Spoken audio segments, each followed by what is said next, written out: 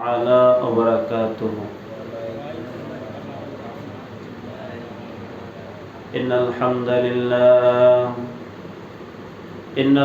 لله رب العزة وجعلنا خير أمة وأدخلنا في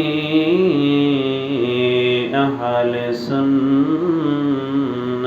والجماعة ثم خرجنا من أهل بدعة وفرق الباطلة وشملنا في مذهب أبي حنيفة. نشهد أن لا إله إلا الله وحده لا شريك له ونشهد أن سيدنا ومولانا محمدا عبده ورسوله صلى الله عليه وعلى آله وأصحابه وبارك وسلم تسليما كثيرا كثيرا. أرسله بالحق بشيرا ونذيرا وداعيا إلى الله بإذنه وسراجا منيرا. فقد قال الله تعالى في كلامه المجيد: وإذا أخذنا ميثاق بني إسرائيل تعبدون إلا الله وبالوالدين إحسانا إلى آخر الآية. وقال رسول الله صلى الله عليه وسلم: رضا ربي في رضا الوالدين وسخط ربي في سخط الوالدين. أو كما قال عليه الصلاة والسلام. وقال تعالى: إن الله وملائكته يصلون على النبي يا أيها الذين آمنوا صلوا عليه وسلموا تسليما. اللهم صل على سيدنا مولانا محمد وعلى آل سيدنا مولانا محمد. উড়ে যাওয়াই বাংলার হাওয়া, উড়ে যাওয়াই মদিনা, মোদের দরদ পৌঁছে দিও নবীজির পাক রওজা। আল্লাহুম্মা সাল্লি আলা সাইয়্যিদিনা মাওলানা মুহাম্মদ ওয়া আলা আলি সাইয়্যিদিনা মাওলানা মুহাম্মদ। বালাগাল উলা বিকামালিহি كشف الدجى بجماله حسنت جميع خصاله صلوا عليه وآله. اللهم صل وسلم وبارك عليه. মহান রব্বুল আলামিনের দরবারে শুকর যে মহান রব্বুল আলামিন সুস্থ রেখে একটি সপ্তাহ পরেই জুমার নামাজ আদায়ের জন্য আগে ভাগে মসজিদে আসার তৌফিক দিলেন। কালিমাতুশ শুকর আদায় করে বলি আলহামদুলিল্লাহ। আল্লাহ যে আমাদেরকে দয়া করে, মায়া করে, মহব্বত করে, সুস্থ রেখে এই জুমার নামাজ আদায়ের জন্য আগে ভাগে আসার তৌফিক দিলেন। আমরা খুশি না বেজার? বেশি না কম? যে যত বেশি খুশি হয়েছে আর একবার বলি আলহামদুলিল্লাহ। আমি আজকের খুতবার ভিতরে একখানা আয়াতে কারিমার কিছু অংশ তেলাওয়াত করেছি আর একখানা হাদিস শরীফ তেলাওয়াত করেছি। এই আয়াতে কারিমার আলোকে দুই একটি কথা বলবো। আমার তৌফিক ইল্লা বিল্লাহ। আয়াতে কারিমা হচ্ছেন সূরা বাকারার ৮৩ নং আয়াত। আল্লাহ পাক রব্বুল আলামিন বলছেন, ওয়াইজ আখাযনা, হে রাসূল আপনি স্মরণ করুন সেই সময়ের কথা। আল্লাহ রাসূলকে স্মরণ করিয়ে দিলেন, মিসাকা বনি ইসরাঈল, আমি বনি ইসরাঈলদের থেকে অঙ্গীকার নিয়েছিলাম। আল্লাহ পাক রব্বুল আলামিন বনি ইসরাঈলদেরকে অসংখ্য গজবের ভিতরে নিপতিত করেছিলেন। তাদের উপরে পাহাড় চাপিয়ে ধরেছেন, কখনো কখনো আসমান থেকে মেঘ আসছেন। এমন বিপদের সম্মুখীন সময় তারা বলছে, হে আল্লাহ আমরা আপনার পথে ফিরে আসি। আল্লাহ পাক রব্বুল আলামিন তখন তাদের থেকে অঙ্গীকার নিলেন যে তোমরা যদি আমার পথে আসতে চাও, এইগুলো ওয়াদা, এগুলো যদি তোমরা করো তাহলে আমি তোমাদের থেকে এই বিপদ, এই গজব উঠিয়ে নিয়ে যাব। আর যদি তোমরা এই ওয়াদাগুলোকে রক্ষণা করতে পারো, আমি তোমাদের কখনো বিপদ দিব না। তেমনি একটা ওয়াদা করাইছিলেন, আল্লাহ তা'বুদুন, তোমরা একমাত্র আল্লাহর ইবাদত করো। বলেন না সুবহানাল্লাহ। আল্লাহ পাক রব্বুল আলামিন বলেন, লা তা'বুদুনা ইল্লা ইয়্যাহু ওয়া বিল ওয়ালিদাইনি ইহসানা, তোমরা শুধু আল্লাহর ইবাদত করবে এই পর্যন্ত না। লা তা'বুদু ইল্লাহু, একমাত্র আমি আল্লাহর ইবাদত করব, অন্য কারো ইবাদত তোমরা করতে পারবা না। তা আল্লাহ রাসূলকে বুঝিয়েছেন, আল্লাহ রাসূলের উপরে ওহী নাযিল করেছেন যে বনি ইসরাইলের থেকে আমি ওয়াদা নিয়েছিলাম যে একমাত্র আমার ইবাদত করবা। অর্থাৎ আমাদের উপরে এই শরিয়াত যে আমরা একমাত্র ইবাদত করব আল্লাহর। কার? আল্লাহর। জোরে বলেন কার? আল্লাহর। আল্লাহ ছাড়া কারো ইবাদত করা যাবে না।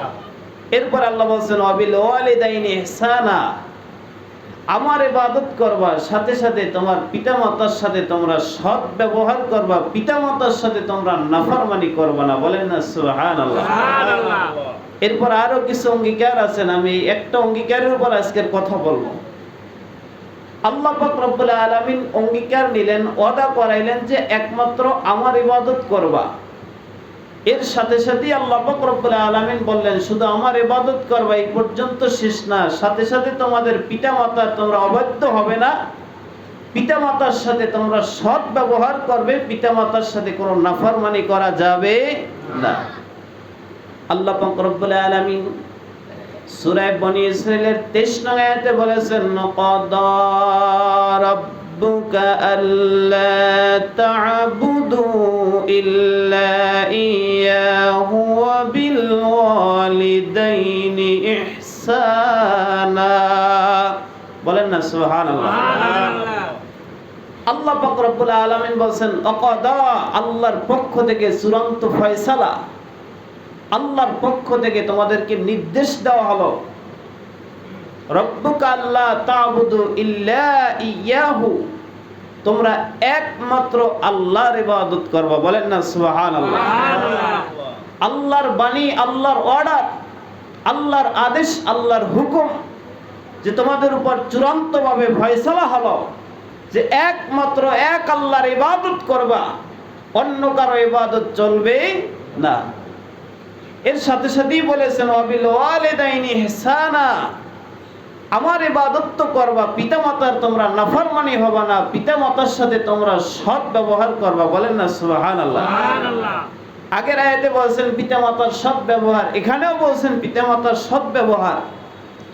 সৎ ব্যবহারটা কেমন হবে? আল্লাহ পাক রব্বুল আলামিন বলেছেন, إما يبلغن عندك الكبر أحدهما أو كلاهما فلا تقل لهما أف ولا تنهرهما وقل لهما قولا كريما বলেন না সুবহানাল্লাহ। আল্লাহ পাক রব্বুল আলামিন বলেন ইম্মা ইয়াবলুগান্না ইনদাকাল কিবারা, তোমার পিতামাতা যখন তোমার কাছে বার্ধক্য অবস্থায় পৌঁছে যায়, যখন পিতামাতা যুবক থাকেন, তখন সন্তান বাবার মায়ের ভয় হোক, কথার ভয় হোক, শাসনের ভয় হোক, সন্তান তখন ছোট থাকে, মা বাবার কথা তখন ভয়ের কারণেও সন্তান শোনে। কি বলেন ঠিক না? আপনার সন্তান যখন ছোট, আপনি যখন যুবক, যখন শক্তি আছে, তখন মায়ের ভয় হোক অথবা যে কারণেই হোক, তখন সন্তান আপনার কথা শুনতে বাধ্য। আল্লাহ পাক রব্বুল আলামিন বলেন এই সময়টার কথা আমি বলি নাই, যেই সময়টা একেবারে তোমার পিতামাতা বার্ধক্য অবস্থায় পৌঁছে যায়, এই সময়টাও তুমি তোমার পিতামাতার সাথে সৎ আচরণ করো। আহাদুহুমা আও কিলাহুমা, যদি তাদের একজন অথবা উভয়জন, ফালা তাকুল্লাহুমা উফিউ ওয়ালা তানহারহুমা, তুমি তাদের সাথে তাদের খেদমত করতে করতে এত বার্ধক্য হয়েছে, বিছানায় পড়ে গেছে, তাদের প্রস্রাব পায়খানা বিছানায় করে, এটা তুমি পরিষ্কার করো, কত কষ্ট করো। বাবা কখনো বলে সন্তানের কাছে এটা কি, বারবার জিজ্ঞাসা করে। অনেক সময় সন্তান রাগ হয়ে যায় যে এত জবাব দেওয়া যায় কিনা। আল্লাহ বলেছেন তোমার পিতামাতা এমন একটা পর্যায়ে পৌঁছে যাক, সেই সময় তুমি উহ শব্দটা ব্যবহার করবা না যে উহ এত কাজ করতে পারে। বলেন না সুবহানাল্লাহ। আল্লাহ পাক রব্বুল আলামিন বলেন কওলান কারীমা, এমন বার্ধক্য অবস্থায়ও যদি তোমার পিতামাতা তোমার কাছে উপনীত হয়ে পৌঁছে যায়, তুমি পিতামাতার খেদমত করে যাবা, সৎ ব্যবহার করে যাইবা, আর পিতামাতার সাথে তুমি কওলান কারীমা, সৎ মর্যাদাজনক কথা বলবে। বলেন সুবহানাল্লাহ। আল্লাহ পাক রব্বুল আলামিন বলেন বান্দা ওয়াকফিদ লাহুমা জানাহাজ যুল্লি মিনার রাহমা, তোমার পিতামাতার জন্য তোমার বিনয়ের বাহুটা বিছাইয়া দাও।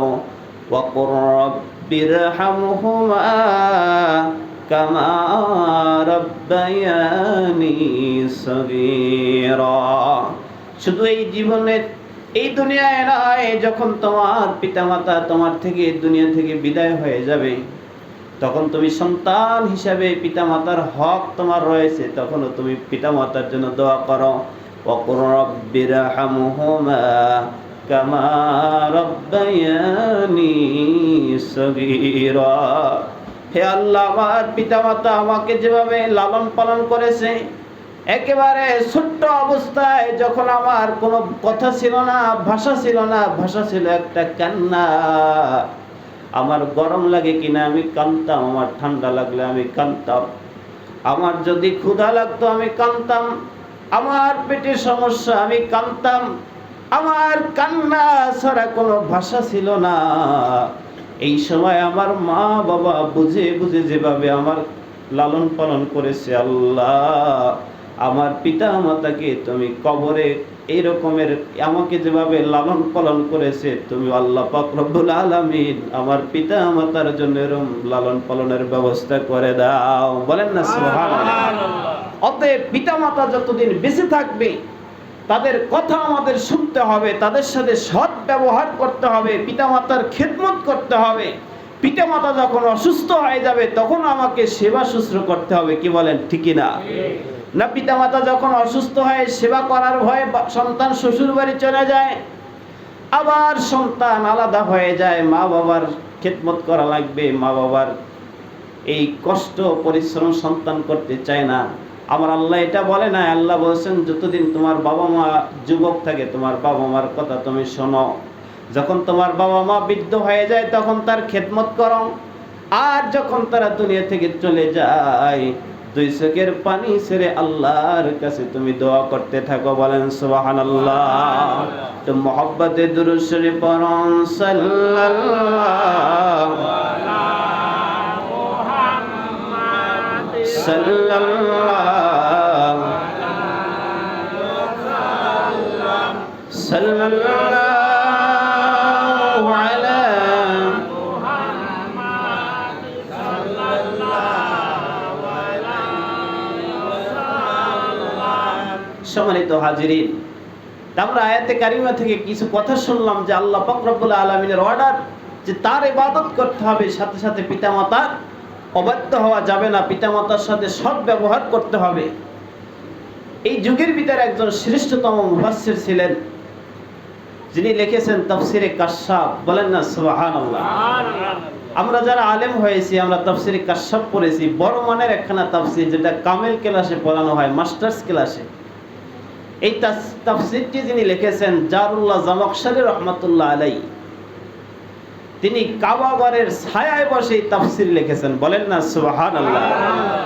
তিনি কোরআনের তাফসির লিখবেন, তাফসির লিখতে যায় তামাম পৃথিবীর ভিতরে একটা শ্রেষ্ঠ জায়গা, তামাম পৃথিবীর ভিতরে সবচেয়ে মর্যাদাবান একটা জায়গা কাবার পাশে চলে গেলেন। আর তিনি বললেন আমি তাফসিরটা লিখবো কাবা ঘরের যেই দিকে ছায়া পড়বে, কাবার ছায়ার ভিতরে বসে আমি তাফসির লিখবো, আল্লাহর কালামের তাফসির লিখবো, বলেন না সুবহানাল্লাহ। এত বড় একজন মুফাসসির, তার জীবনের ভিতরে পাওয়া যায় তার পায়ে ছিল প্যারালাইসিস, পা দিয়ে তিনি হাঁটতে পারতেন না। তার জীবনের ভিতরে পাওয়া যায় জারুল্লাহ জামাখশারী রহমাতুল্লাহ আলাইহি যখন ছোট ছিলেন, বাচ্চা ছিলেন, অনেক পাখির ছানা নিয়ে খেলা করতেন। তার মা রাগ হয়ে একদিন বলেছেন আল্লাহ যেন তোর পাটা ভেঙে দেয়। এই মায়ের বদদোয়ার কারণে জারুল্লাহ জামাখশারী মৃত্যুর আগ পর্যন্ত পায়ে প্যারালাইসিস হয়ে পা থেকে হাঁটতে পারতেন না। তিনি এত বড় মুফাসসির হয়ে মায়ের বদদোয়ার কারণে পাটা অসুস্থ হয়ে গেছে। তাহলে চিন্তা করে দেখেন, একজন মা যখন সন্তানের জন্য দোয়া করে সাথে সাথে সন্তানের সাথে সেটা লেগে যায়, বলেন না সুবহানাল্লাহ। হাদিস শরীফে আছেন তিন ব্যক্তির দোয়া আল্লাহ পাকের কাছে এত নিকটে কবুল হয়, ওই ব্যক্তির এবং আল্লাহর কাছে কোনো পর্দা থাকে না, সরাসরি লেগে যায়। তার ভিতরে একজন আছে, মা বাবা যদি সন্তানের জন্য দোয়া করেন। এই একটা শুনাইলাম আপনাদেরকে বদদোয়ার ঘটনা। এখন আপনাদেরকে কিছু শুনাইতে চাই মা বাবার নেক দোয়া কেমন। আপনারা অনেকেই জানেন বাইজিদ বুস্তামি রহমাতুল্লাহ আলাইহি এত বড় একজন আল্লাহর ওলি ছিলেন। মা একদিন ঘুমিয়ে রইলেন, বাবা নাই, একটি সন্তান ঘরে। বাবা ছোটবেলায় দুনিয়া থেকে বিদায় হয়ে গেছে। তার জীবনের ভিতরে লেখে মা মানুষের বাড়ি কাজ করতেন, কিছু সামান্য অর্থ পাইতেন, তা দিয়ে সংসার চালাইতেন। বাইজিদ বুস্তামি রহমাতুল্লাহ আলাইহির মা একদিন রাত্রে বেলায় বললেন বাইজিদ আমাকে একটু পানি দাও, বলেন না সুবহানাল্লাহ। বাইজিদ তাড়াতাড়ি কলসির কাছে চলে গেলেন, যে দেখে কলসিতে কোনো পানি নাই। বাইজিদ বুস্তামি রহমাতুল্লাহ আলাইহি মায়ের ডাকে পানি না দিতে পেরে তিনি বাহিরে চলে গেলেন। কলসিটা নিয়ে বাইরে গিয়ে যখন এক কলসি পানি নিয়ে আসলেন, এসে দেখেন মা আবার ঘুমিয়ে রইলেন। তিনি চিন্তা করলেন মা মানুষের বাড়ি কাজ করে সামান্য কিছু অর্থ পায়, এই দুর্বল শরীর নিয়ে তিনি ঘুমিয়ে গেছেন, আমি যদি এখন ডাকি তার ঘুমের ব্যাঘাত হবে। মা যখন ডাকবেন তখন আমি তাকে পানিটা দেব। গ্লাসটা হাতে নিয়ে দাঁড়িয়ে রইলেন। যখন ফজরের নামাজের আজান দেওয়া হলো, আসসালাতু খায়রুম মিনান নাওম, মায়ের যখন ঘুম ভেঙে গেল দেখতেছেন সন্তান পানি হাতে নিয়ে দাঁড়ানো, বলেন সুবহানাল্লাহ। জিজ্ঞাসা করলেন বাবা পানি হাতে নিয়ে দাঁড়ানো কেন? বললেন মা গভীর রাত্রে আপনি পানি চেয়েছেন, কলসিতে কোনো পানি নাই, আমি বাহির থেকে পানি নিয়ে আসার পরে দেখি আপনি ঘুমিয়ে গেছেন। সারাদিন কষ্ট করে দুর্বল শরীর নিয়ে ঘুমিয়ে গেলেন, আমি আর আপনাকে জাগাই নাই। সেই রাত্র থেকে আপনি আবার কখন পানিটা চান, আমি দাঁড়িয়ে রইলাম।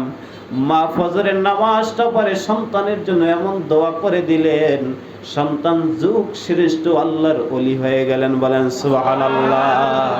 তা মা বাবার দোয়ার প্রয়োজন আছে না নাই? মায়ের দোয়া যারা পাইলেন, শাহ সুলতান বখতিয়ার কুতুবউদ্দিন কাকি রহমাতুল্লাহ আলাইহি। কুতুবউদ্দিন কাকি এমন আল্লাহর ওলি ছিলেন, যখন মা ছিল, যখন বাচ্চা ছিল ছোট, সন্তানের জন্য নামাজের জন্য তিনি তাগিদ দিলেন। ছোট মানুষ নামাজ পড়তে চায় না, তাকে কিছু রুটির জন্য লোভ দেখাইলেন যে বাবা তুমি নামাজ পড়ো, তোমার যাই নামাজের নিচের ভিতরে রুটি পাওয়া যাবে। বলেন না সুবহানাল্লাহ। কাকি শব্দের অর্থ রুটি, এজন্য তার নাম হয়েছে কুতুবউদ্দিন বখতিয়ার কাকি রহমাতুল্লাহ আলাইহি। বলেন না সুবহানাল্লাহ। এই রুটির ঘটনা হলো, মা বললেন নামাজ পড়ো বাবা, যাই নামাজের নিচে তুমি খাবার পাবে, রুটি পাবে। বলেন না সুবহানাল্লাহ। সন্তান নামাজ পড়েন, নামাজের শেষে যাই নামাজের নিচে দেখেন 2 পিস রুটি পাওয়া যায়। উক্তহালি তিনি নামাজে দাঁড়িয়ে যায় রুটির জন্য। ছোট নাবালক সন্তান বুঝে না, খাবারের জন্য নামাজ পড়ে। মায়ের চিন্তা ছিল যে অভ্যাস করাবো, নামাজের যখন বয়স হবে, বুঝ হবে, তখন এমনিতেই নামাজ পড়বে।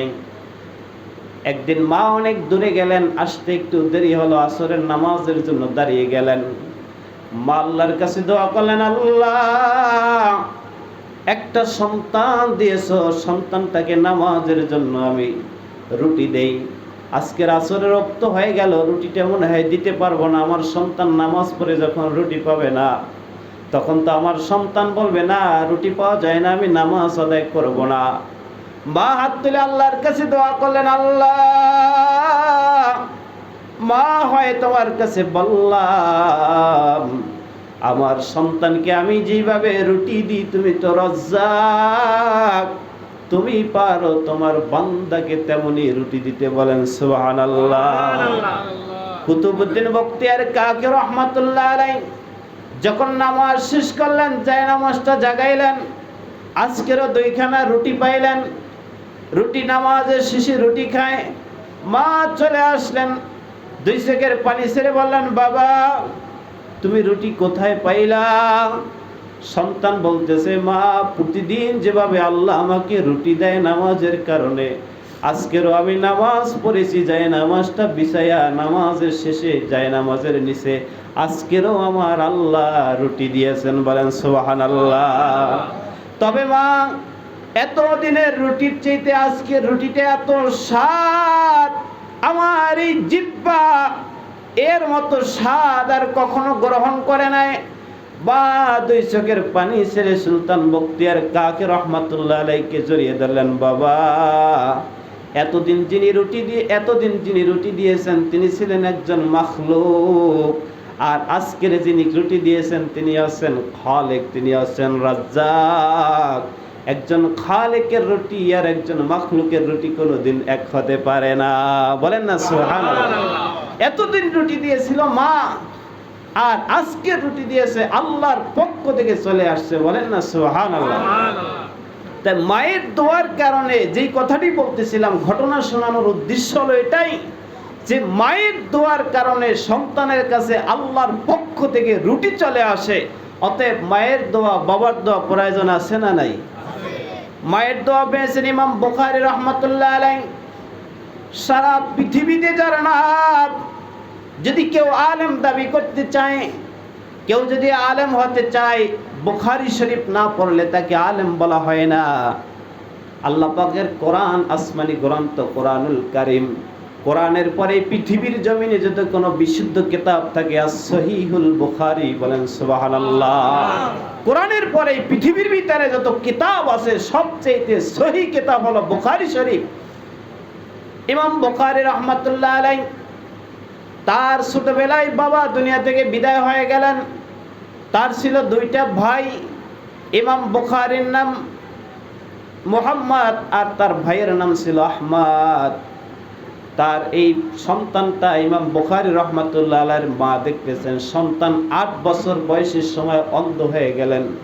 কি হয়ে গেছেন? হঠাৎ অন্ধ হয়ে গেছেন, মায়ের পেট থেকে অন্ধ, এই অন্ধ না।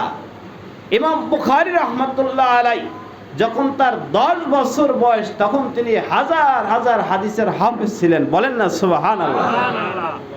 আমাদের সন্তানরা 10 বছরে সূরাও পড়তে পারে না, আর ইমাম বুখারী রাহমাতুল্লাহ আলাইহি 10 বছর বয়সে অসংখ্য হাদিসের হাফেজ হয়ে গেলেন। ইমাম বুখারী রাহমাতুল্লাহ আলাইহির বয়স যখন 8 বছর, যেই কোনো আলেমের কাছে জিজ্ঞাসা করবেন সবাই ঘটনাটা বলে দিবেন। ইমাম বুখারী রাহমাতুল্লাহ আলাইহি হঠাৎ পড়তে পড়তে অন্ধ হয়ে গেলেন। মা দুই চোখের পানি ছেড়ে গভীর রাতে আল্লাহর কাছে দোয়া করলেন, আল্লাহ, দুইটা সন্তান দিয়েছো, একটা সন্তান অন্ধ হয়ে গেছে, আমার এই মুহাম্মাদের জন্য আল্লাহ তোমার কাছে হাত পাতলাম। মা হয় তোমার কাছে ভিক্ষা চাই, আমার সন্তানের বাবা নাই, আমি মা হয়ে তোমার কাছে ফরিয়াদ করলাম, আল্লাহ তুমি আমার সন্তানের চক্ষুটা ফিরাইয়া দাও। বলেন না সুবহানাল্লাহ। ইমাম বুখারী রাহমাতুল্লাহ আলাইহির মা গভীর রাত্রে আল্লাহর কাছে দোয়া করে যখন বিছানায় শুয়ে গেলেন, রাত্রে বেলায় স্বপ্নে দেখতেছেন সাইয়্যিদুনা ইব্রাহিম আলাইহিস সালাতু ওয়াস সালাম এসে তার মায়ের কাছে খবর দিয়ে গেলেন, ও বুখারীর মা, মুহাম্মাদের মা, তোমার দোয়া আল্লাহ কবুল করে নিয়েছেন, তোমার সন্তানের দৃষ্টি শক্তি আল্লাহ ফিরিয়ে দিয়েছেন। বলেন না সুবহানাল্লাহ। তো মুহাব্বতের দুরূদ শরীফ পড়ুন, সাল্লাল্লাহু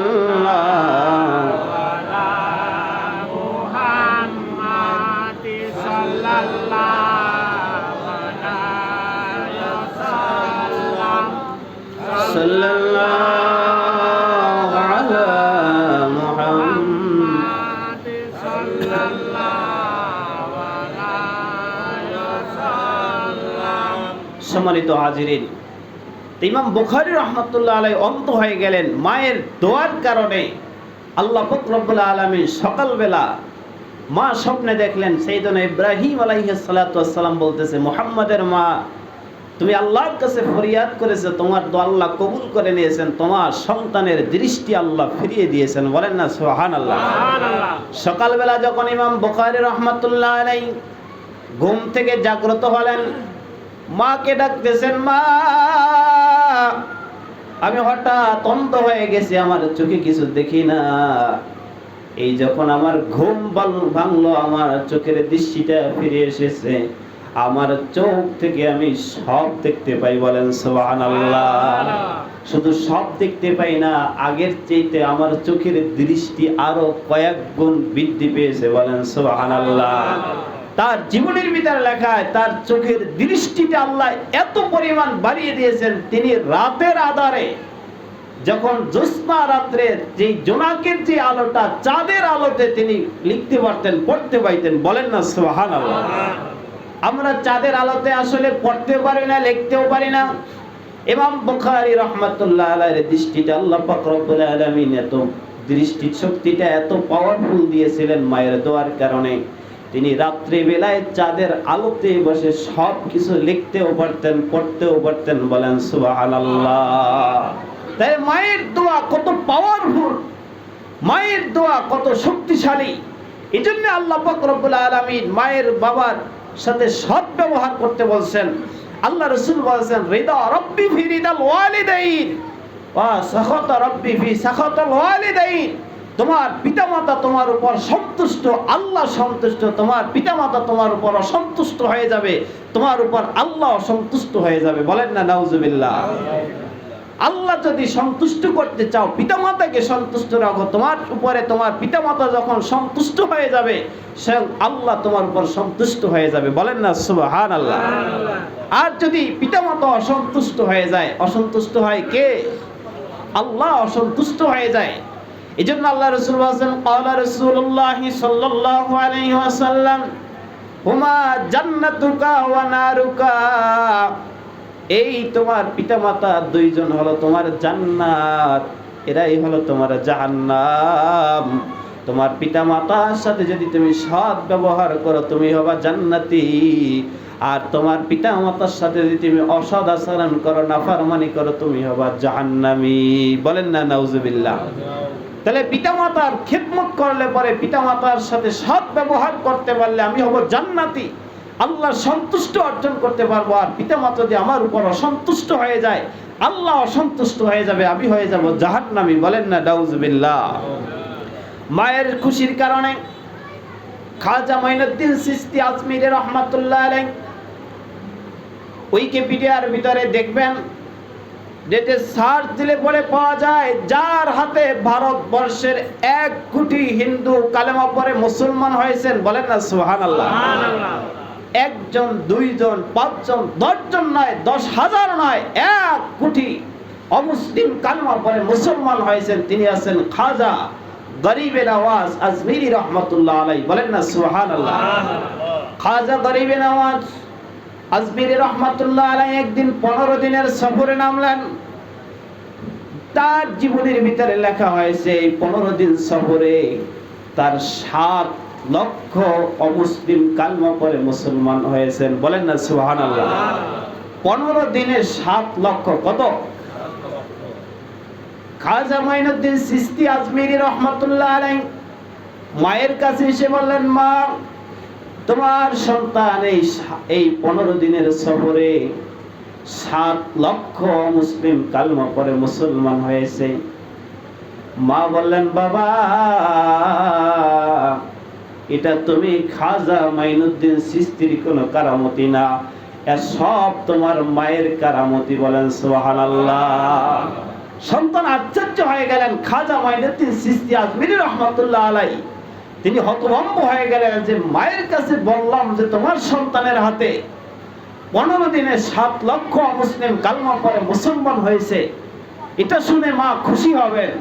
কিন্তু মা বলতেছেন, বাবা, এটা তোমার কোনো কারামতি না, এটা তোমার মায়ের দুধের কারামতি। বলেন না সুবহানাল্লাহ। খাজা মাইনুদ্দিন চিশতি আজমিরি রহমাতুল্লাহ আলাইহি মাকে বললেন, মা, ঘটনাটা খুলে বলো। খাজা মাইনুদ্দিন চিশতি রহমাতুল্লাহ আলাইহির মা বললেন, বাবা, আমি তোমাকে 2 বছর দুধ পান করাইছি। এই 2 বছরের ভিতরে বিসমিল্লাহ ছাড়া তোমার মুখে আমি দুধ দেই নাই, আর বিনা ওযুতে তোমাকে কোনোদিন আমি দুধ পান করাই নাই। বলেন না সুবহানাল্লাহ। আমি মা বিসমিল্লাহ বলে তোমাকে দুধ পান করাইছি, আর প্রত্যেকবার আমি উযু করে উযু অবস্থায় তোমাকে দুধ খাওয়াইছি, আর আল্লাহর কাছে দোয়া করছি, আল্লাহ, আমার এই সন্তানটা যেন আল্লাহর ওলি হয়ে যায়। বলেন না সুবহানাল্লাহ। তোমার হাতে 7 দিনে 7 লক্ষ নয়, তার চাইতে বেশিও যদি কালেমা পড়ে মুসলমান হয়, এটা তোমার কারামতি না, তোমার মায়ের দুধের কারামতি। বলেন না সুবহানাল্লাহ। এই হচ্ছেন মা বাবা, এদের দোয়া নিলে সন্তানের ভাগ্য খুলে যায়, আর মা বাবার বদদোয়া পাইলে সন্তানের ভাগ্য নষ্ট হয়ে যায়, ধ্বংস হয়ে যায়। সন্তান কি বলেন, ঠিক না? যেই সন্তান মা বাবাকে সন্তুষ্ট রাখে, ওই সন্তানের উপর আল্লাহ সন্তুষ্ট হয়ে যায়। তামাম পৃথিবীর ভিতরে ওই সন্তান সম্মানিত হয়। এই পৃথিবীর জমিনে যারা সম্মানিত হয়েছে, মা বাবার দোয়া ছাড়া কেউ হতে পারে না। তেমনি তাফসীরে কিতাবে একটা ঘটনা লিখেছেন। আল্লাহর একজন পয়গম্বর ছিলেন মুসা কালিমুল্লাহ। আল্লাহর সাথে যিনি সরাসরি কথা বলতেন তুর পাহাড়ে বসে। বলেন না সুবহানাল্লাহ।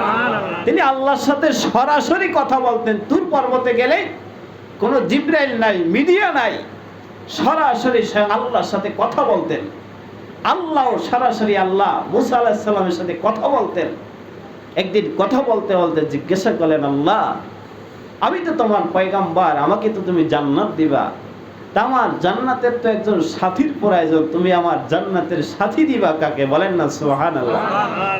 আল্লাহ যেতে মুসা আলাইহিস সালাতু ওয়াস সালামকে বললেন, মুসা, তোমাকে অবশ্যই আমি জান্নাত দেব, আর তোমার এই জান্নাতের একজন সাথী হবেন, তিনি হলেন এই যুগের একজন কসাই। বলেন না সুবহানাল্লাহ। হযরত মুসা আলাইহিস সালাম আশ্চর্য হয়ে গেলেন। লম্বা ইতিহাস, আমি বলবো না, সময় সংক্ষিপ্ততার কারণে। মুসা আলাইহিস সালাম সেই কসাইয়ের খবর নিলেন, তার সাথে দেখা করলেন, দেখলেন কালো একজন কুৎসিত মানুষ। আল্লাহ বললেন, তার মায়ের দোয়া, তার মা তার উপর এত সন্তুষ্ট হয়ে গেছেন, তিনি দোয়া করলেন, আল্লাহ, আমার এই সন্তানটা যেন এই যুগের যিনি নবী তার সাথে জান্নাতি হয়ে যায়। বলেন না সুবহানাল্লাহ। আমি আল্লাহ তার মায়ের দোয়াটা কবুল করে নিলাম, এই যুগের নবী তো মুসা তুমি, এজন্য আমি এই কসাইকে তোমার সাথে জান্নাতি হিসেবে কবুল করে নিলাম। বলেন না সুবহানাল্লাহ। তাই মায়ের দোয়ার কারণে একজন সামান্য কসাই, একজন গোশত বিক্রেতা যদি একজন মুসা আলাইহিস সালাম তার সাথে জান্নাতি হয়ে যায়, মায়ের দোয়ার কারণে ইমাম বুখারী রাহমাতুল্লাহ আলাইহি যদি দৃষ্টি শক্তি ফিরে পায়, মায়ের দোয়ার কারণে বাইজিদ বুস্তামির মতো আল্লাহর ওলি হয়ে যায়, মায়ের দোয়া সারা পৃথিবীর জমিনে কেউ ওলি হতে পারে না। অতএব আমরা যারা আজকে সন্তান আছি, যে আয়াতে কারিমা শুনতে তেলাওয়াত করছি, মায়ের সাথে সৎ ব্যবহার করতে, আমরা পিতামাতার সাথে সৎ আচরণ করব, তাদের খেদমত করব। আমরা তাদের খেদমতে যেন কোনোদিন অনীহা প্রকাশ না করি, অনিচ্ছুক না হই। আল্লাহ আমাদের কবুল করুক, সকলে বলে আমিন। আর এর সাথে সাথে যাদের মা বাবা দুনিয়া থেকে চলে গেছে, আল্লাহ বলেছেন কুর রব্বিরহামহুমা কামা রাব্বায়ানি সগীরা। আমরা যেন আল্লাহর কাছে দোয়া করি, ইজা মাতাল ইনসানু ইনকাতানু আমালা ইল্লা মিন সালাসা, মানুষগুলা মরে গেলে সমস্ত আমলের দরজা বন্ধ হয়ে যায়, ইল্লা মিন সালাসা, তিনটা আমলের দরজা থাকে, তার ভিতরে একটা হচ্ছে ওয়ালাদুন সালিহুন, নেক সন্তান যদি হাত তুলে আল্লাহর কাছে দোয়া করে। বলেন না সুবহানাল্লাহ। অতএব আমরা যেন নেককার সন্তান হয়ে, যাদের পিতামাতা দুনিয়া থেকে চলে গেছে, আমরা সন্তান হয়ে পিতামাতার হক হিসাবে মা বাবার জন্য যেন দোয়া করতে পারি। আল্লাহ তৌফিক দান করো। সকলকে সুস্বাস্থ্য কামনা করে এখানেই শেষ করছি। আসসালামু আলাইকুম ওয়া রাহমাতুল্লাহ। দাঁড়িয়ে সামনের কাতারের ফাঁকাগুলো